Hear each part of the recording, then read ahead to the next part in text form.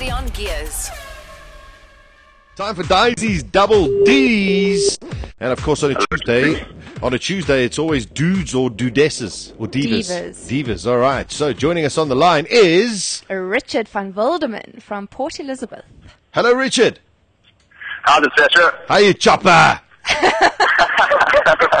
I'm doing well, thanks. Awesome. Can we listen before we go any further? How did you get the name Chopper? Sasha, it's quite simple, really. My dad. He's a lumberjack. No, not a lumberjack. No, he gave me the nickname probably before I was born, and it's probably stuck there. So I've been keeping it ever since. Really? Did he drive a chopper? No. All right. No. Okay. But I've had quite a few during the course of my life. Tusker, Snowflake, Wildemann, Monkey Man. Holy mackerel. Yeah, Chopper's sort of stuck. That's why my mates call me Chopper. All right, Richard. All right, we're going to find out more about you. Go, Daisy. Okay. Blonde hair, a bronzed skin, and a love for the ocean. Today, my dude is PE's most all-round waterman, Richard van Wildemann. Richard won bronze in the Surf Life-Saving Open Ironman in 2004 and was the Open Double Ski champion with his partner in the same year. In 2005, he earned 6th place in the Surf Ski World Cup in New Zealand, and the following year won silver in the Open Ski Race and bronze in the Open Ski Relay team. In 2007, he travelled extensively, visiting Australia, where he competed in local carnivals and won a bronze medal for Taplin at the 100th Australian Surf Life-Saving National Champs held in Perth. He also visited and competed in New Zealand and Hawaii and finished off the trip catching trout in the Alaskan wilds, followed by a few days in New York. In 2008, he won a gold medal in the National Single Ski Championship and the following year silver in the same event. His most recent achievement was in December 2012, where he came 6th in the Cape Point Surf Ski Challenge. Richard also writes a weekly column on the water for the Weekend Post in the Eastern Cape. Today we're chatting to Richard to find out more about life on the water and the places he's seen. Hi Rich, welcome to Gears on Balls Visual Radio. How's it, guys? How are you? Good, thanks. Where did your love for the ocean begin? Geez, guys, many years ago, and I got my mom to thank for that, Rosie. You know, my mom just basically chucked me into the rock pool there in Port Elizabeth and instilled the love in the ocean that will never leave me until the day I die. I just absolutely love the water. I love what it has to offer, and it just rounds you as a person. If you disrespect it or turn your back on the ocean for 1 second, it just comes right back at you and humbles you. So yeah, fantastic from a little kid. Just growing the love, with age. Rich, you obviously spend hours in the sea. One of my biggest fears is a shark. Have you seen many, and have you ever come close to running into trouble with one? To be honest, everyone thinks, if you put your little baby toe in the water, it'll get great whites around the corner. Unfortunately for the drama queens out there, it's not really like that. I've spent, thousands and thousands of hours in the water, and I've never seen a great white. Really? But yeah, I've seen plenty of little sharks. Just you see the little buggers all the time, little hammerheads and stuff. But it's actually more of a treat to actually see the little sharks. They're swimming on top of the surface, and then actually they're more scared of you than you are of them. When you actually startle them and they scuttle off. I can tell you that there is a real present danger. You're going into the shark's domain, so you've got to be very vigilant and aware that they are there, and don't surf or swim in the early hours of the morning or late at night, and don't surf in places that are notorious for shark attacks like Port St. John's. I actually got 3 or 4 very good friends that have been attacked by great whites and have survived. So yeah, the sharks are out there. Yeah. I know you also have a background in surf life-saving. Have you ever had to rescue anyone in the sea? She does plenty times. More, to touch wood, I've never had to do CPR or anything of the sort, which I dread the day that it happens, that, someone really does drown and you have to resuscitate them, but more, I call it the David Hasselhoff help out. So basically the person's really in big trouble. If you don't get to them soon enough, they probably will drown, but you use your fitness and your strength to get out get out to the back line, save the person, and pull them in. So basically, I call that a help out. It's more preventing the nightmare of doing CPR and going through all that. Yeah, so lots of different rescues throughout my life. And you feel very privileged to save a life of a fellow human being. It's the motto of the surf life saving movement. Very very much exciting, and I'll always contribute as long as I'm fit. Have you personally ever had any scares? As I mentioned earlier, like if you don't stay humble and don't respect the ocean and any body of water, whether it's a pool or a river or a dam, it doesn't have to be the sea. You can get yourself in trouble. And I've taken on the ocean,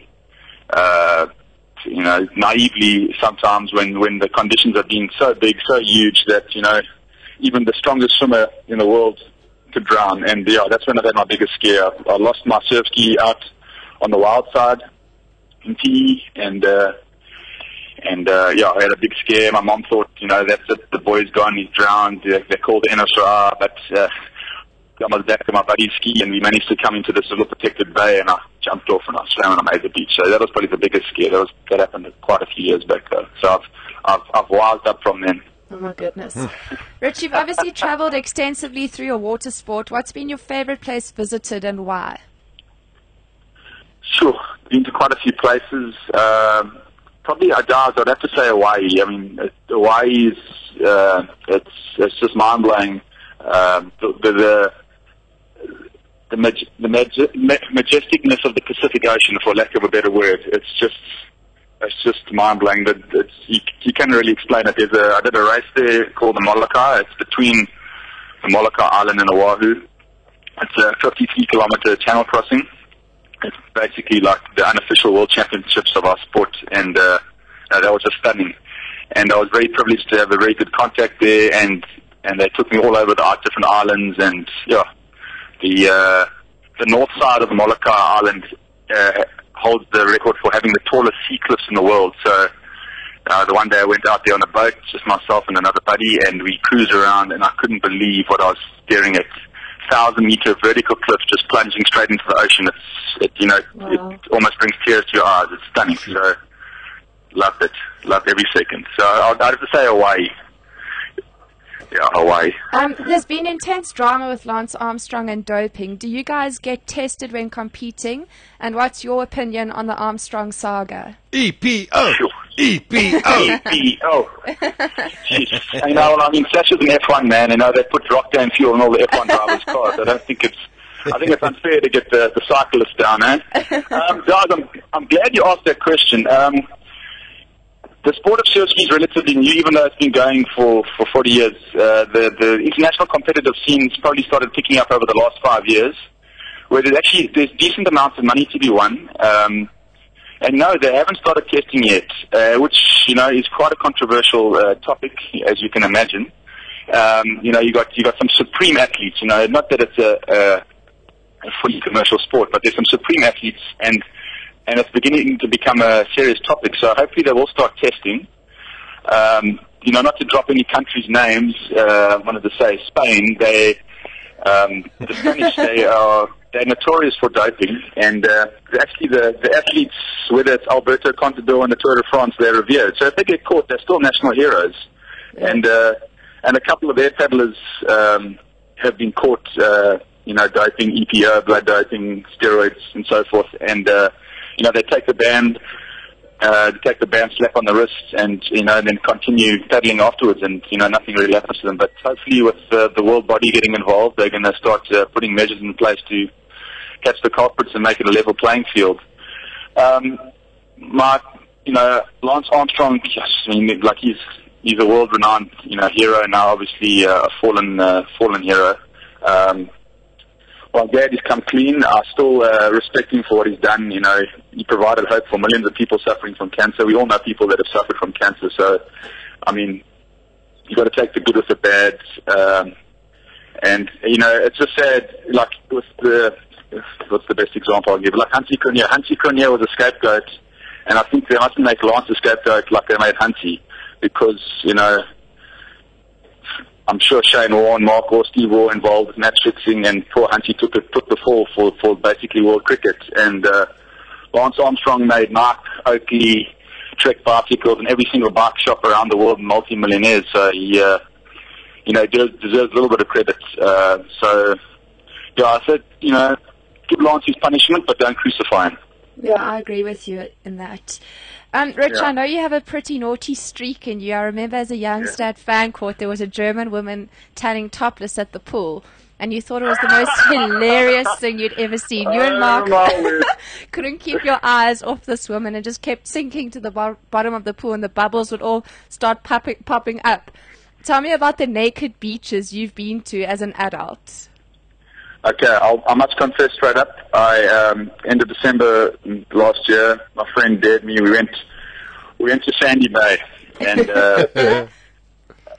he told me, Richard, you'll never take your kit off. And I said, you know what, Tom, listen, I'm going to take my kit off. And he said, yeah, no, you're bluffing. So anyway, we made the trek through from Llandudno to Sandy Bay, and we got there, and I was like, whoa. I was like, okay, very beautiful, but quite weird. But anyway, I got the kid off and ran around. The chopper wasn't really the chopper. The water's so cold. But no, guys, I'd say the freakiest or the most beautiful naked beach that I've ever seen, or actually every beach is naked. In 2010, there was a surf ski World Cup race in Ibiza in Spain, and little island off Ibiza called Formentera, very beautiful, just naked people everywhere, from the most beautiful to the biggest, to the shortest, to the pink, blue, orange, black, white. But the freakiest thing I saw was probably about a middle-aged dad with one of those macro type little blow-up rafts, yellow blow-up raft, quite overweight, fully Calcut, winding fishing line onto his little son's fishing reel there, lying nonchalantly on the beach sideways there. I actually took a photo. I can actually email it to you later. Yeah, we want to see this. I will send it to you. It's actually, Sasha, and it's an award-winning photo. You're gonna say this is brilliant.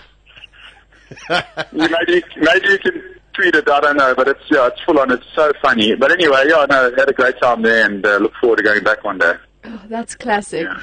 Finishing off, Rich, what are your plans for this year? Well, guys, my plans for this year is to get into the shape of my life and hopefully win the first ever World Championship surf ski race that will be taking place in Portugal. We've never had a World Championship race, and the International Canoe Federation based in Switzerland has taken on surf ski and put it on as official sport. They're the federation that governs the international kayaking scene, so for the Olympics and so forth. So they've taken surf ski under their wing and made it an official sport, and they're going to hold the first ever World Championships in Portugal in July later this year, and they're going to be choosing a South African team, and so that's the goal, to get into that team and then be in the shape of my life and try and win the damn thing. So looking forward to that. That's basically the goal this year. Well, that's awesome. Good luck. I hope you achieve your goals. Thanks so much for chatting to us today, Rich. Yeah. Thanks, guys. Thanks, Sasha. Awesome. And Sasha, I'll send you that photo. Yeah, send me that photo. And Richard, let us know how it goes in terms of preparation. And then if you make the squad, please keep us updated, because we'd love to talk to you before you head off to go and crown some glory. Thanks, Sasha. Thanks very much. Thank you, Darby. It's been great chatting to you guys on balls. Thanks, Rich. All right, cheers, Richard. There we go. Ciao. What a cool guy. Yeah, very cool guy. Brilliant guy. Wish him well.